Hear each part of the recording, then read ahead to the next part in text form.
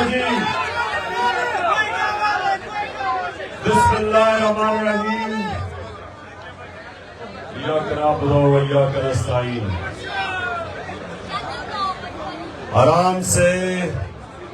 آرام سے آپ خاموشی سے آج آپ نے میری باتیں سنی.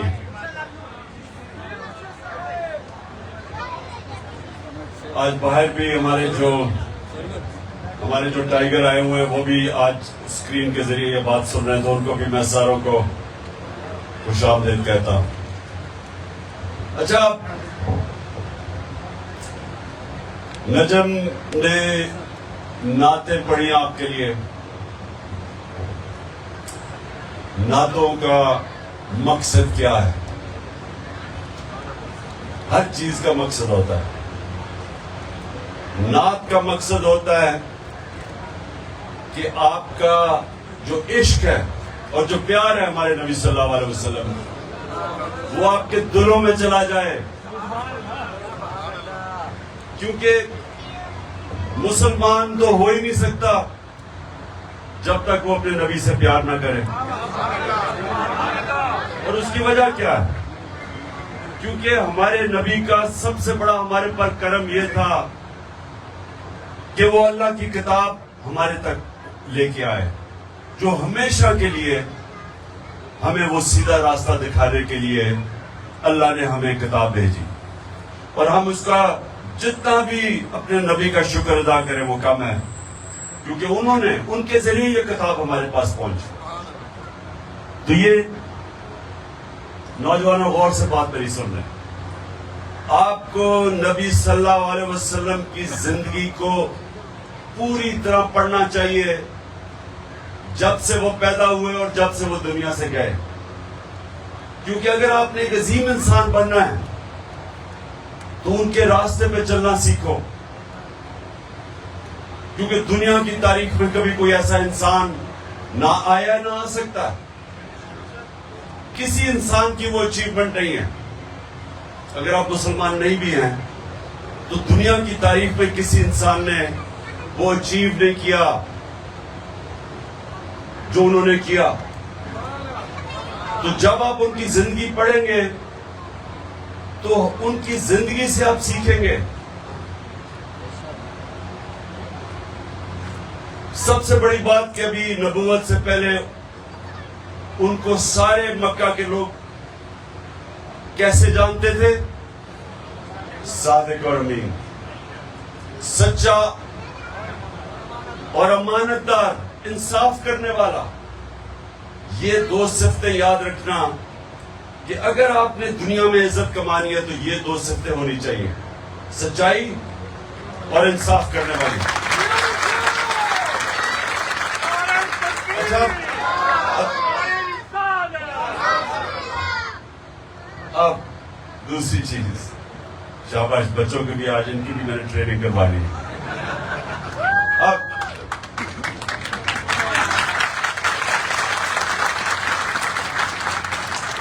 آپ یہ آزما لیں، گاؤں میں چلے جائیں، کئی محلے میں چلے جائیں، سارے محلے والے جانتے ہوں گے وہ ایک آدمی جو صادق بھی ہے اور امین بھی. گاؤں میں چلے جائیں، دیہاتوں میں چلے جائیں، لوگوں کے مسئلے آئیں گے، وہ عدالتوں میں نہیں جائیں گے، وہ اپنے مسئلے حل کروانے کے لیے وہ ڈھونڈیں گے آدمی جو سارا گاؤں کو اعتبار ہوگا اس کی ایمانت داری پہ اور سچائی پہ. اس کی عزت اور عزت پیسے سے نہیں کنیکٹڈ. کتنا آپ کے پاس پیسہ ہے نہیں ہے اس سے عزت کا کوئی تعلق نہیں ہے. عزت کا تعلق ہے یہ دو چیزوں سے، جو سچا انسان ہوتا ہے اور جو انصاف کرنے والا ہوتا ہے. عزت کا اس سے تعلق ہے. لوگ بس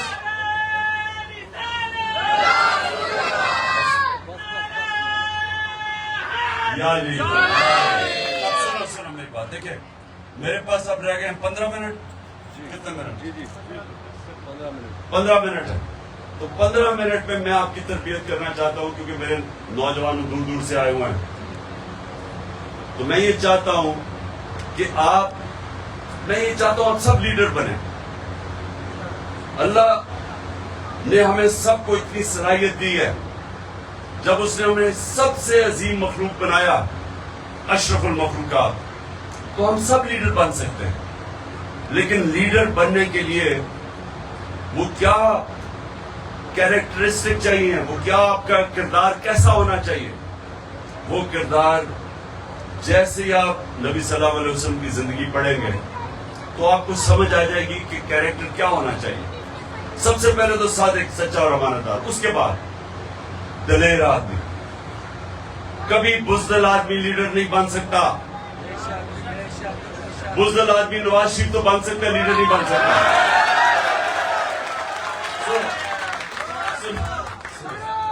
سنے میں نے اس کا نام نہیں لینا تھا. میں صرف آپ کو مثال دے رہا تھا کہ دلیر اور بزدلی میں کیا فرق ہے.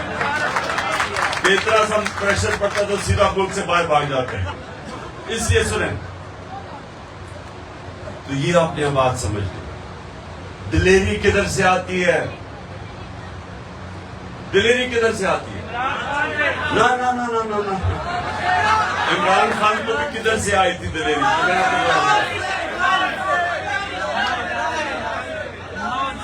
لا الہ الا اللہ.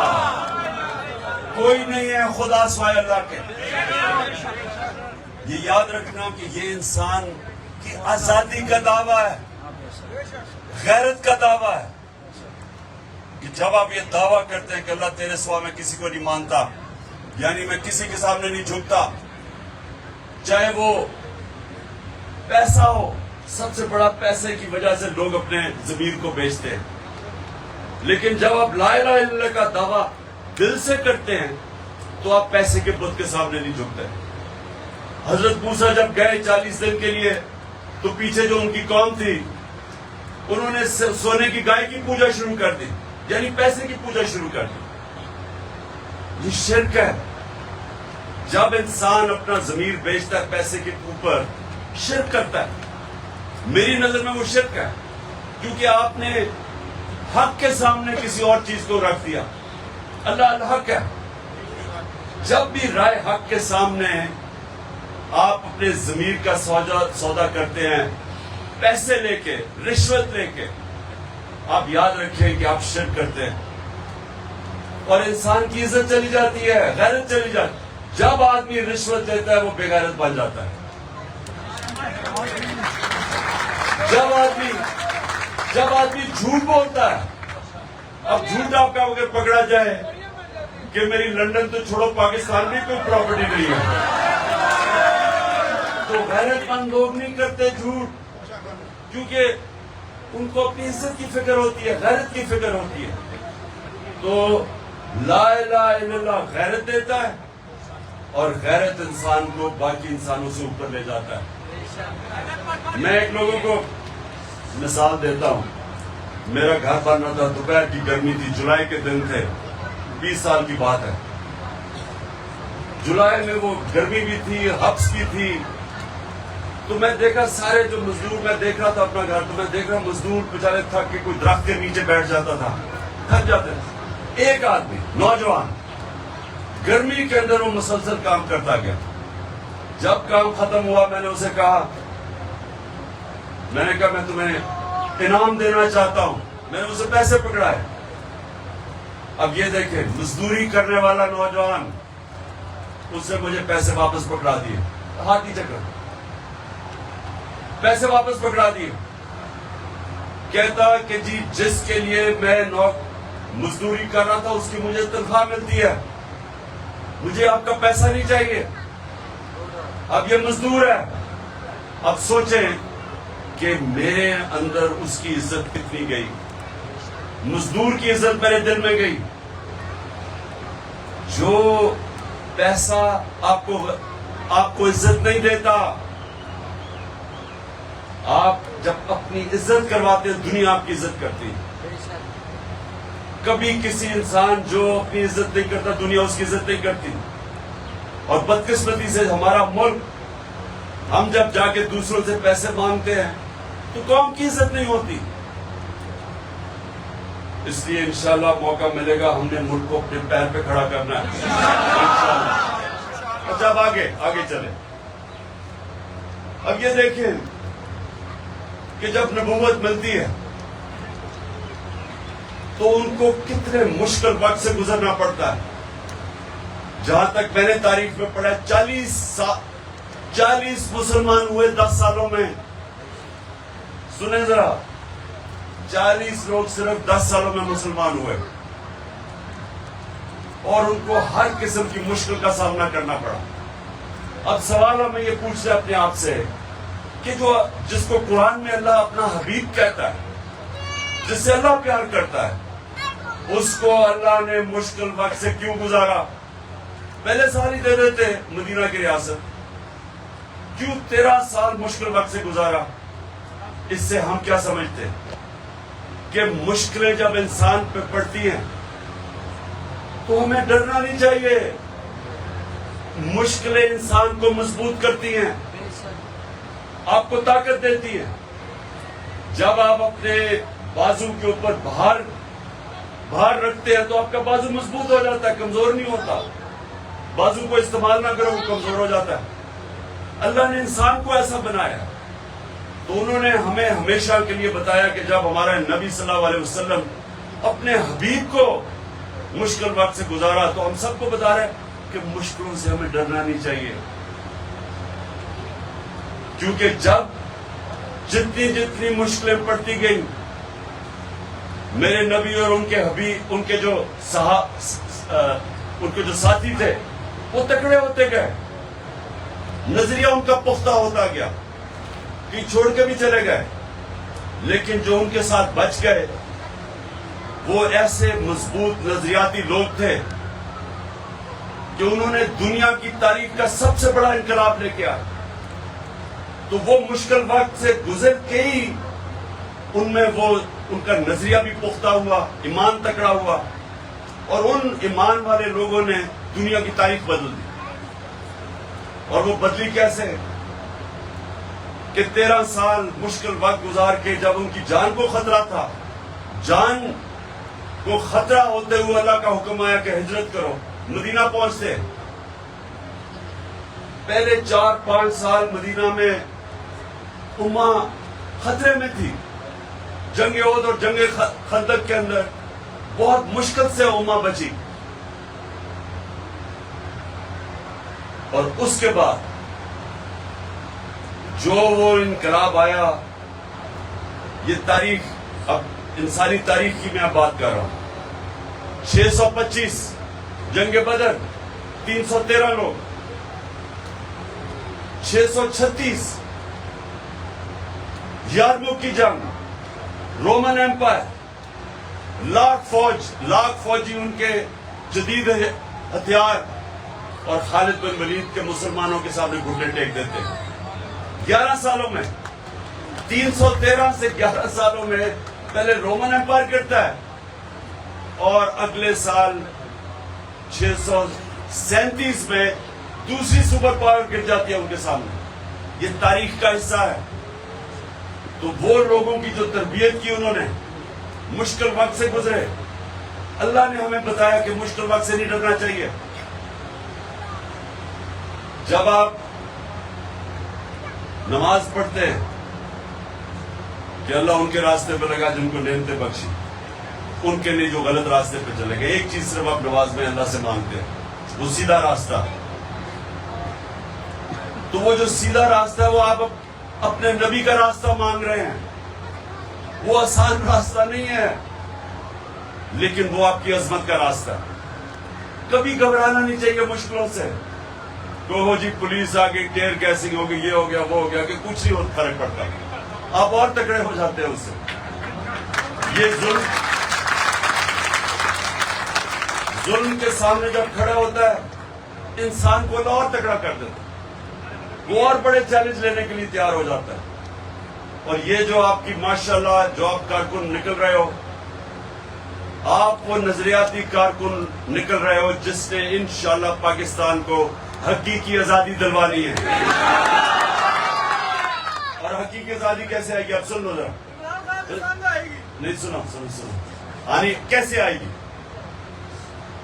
جیسے نبی صلی اللہ علیہ وسلم نے مدینہ کی ریاست سنبھال کے انسانوں کو آزاد کیا.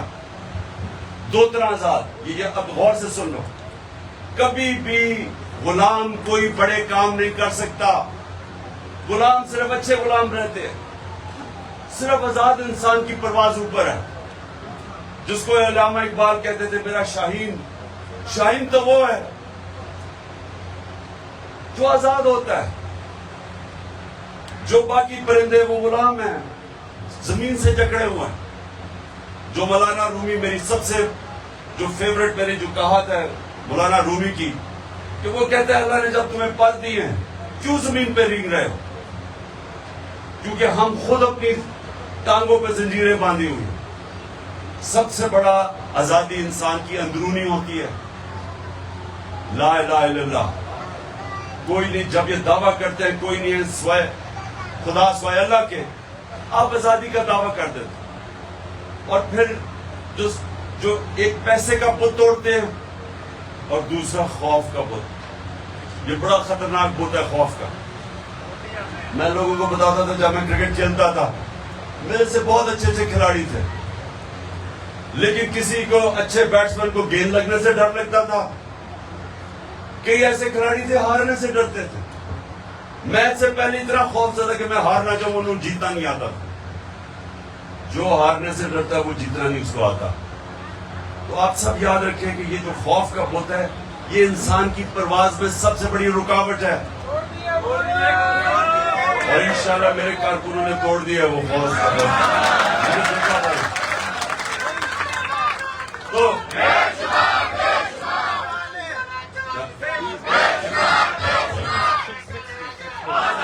6 منٹ جی